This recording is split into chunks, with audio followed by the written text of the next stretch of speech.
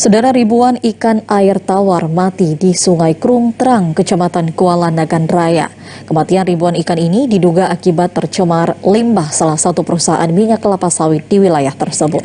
Akibat dugaan pencemaran limbah ke sungai ini, ratusan warga di hilir Sungai Krung Terang terancam kehilangan pekerjaan, yang mana mayoritas masyarakat di wilayah ini merupakan pencari ikan. Sejak kemarin, warga Kampung Lawa Batu, Kecamatan Kuala Nagan Raya, ramai-ramai mendatangi Sungai Krung Terang. Mereka dikejutkan dengan kematian ribuan ikan di sungai yang menjadi tempat sehari-hari warga mencari ikan sebagai mata pencaharian.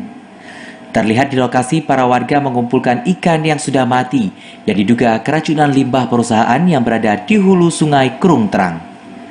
Kejadian ini sudah berulang kali terjadi, namun hingga kini kembali terulang. Selain ikan yang mati, kondisi air sungai juga berubah menjadi hitam pekat, serta berbau dan berminyak.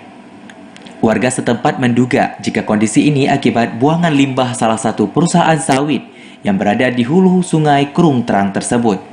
Menurut Kecik Lawa Batu, Kecamatan Kuala, kejadian ini sangat merugikan masyarakat. Pasalnya, Sungai Krung Terang merupakan tempat yang dijadikan mata pencaharian warga sehari-hari, seperti memancing, menjaring ikan, menahan bubu, serta mencari kerang.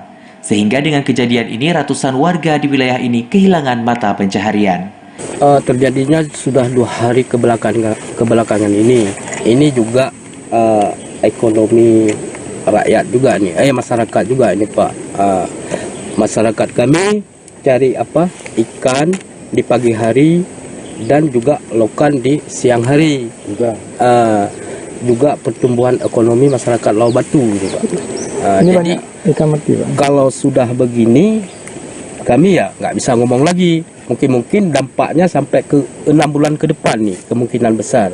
Warga setempat berharap agar dinas terkait dapat menyelesaikan persoalan dugaan pencemaran limbah tersebut. Pasalnya, pencemaran limbah ini sudah kerap terjadi, namun hingga kini belum ada penyelesaian. Dari Nagan Raya, Aziz Saputra, TVRI melaporkan.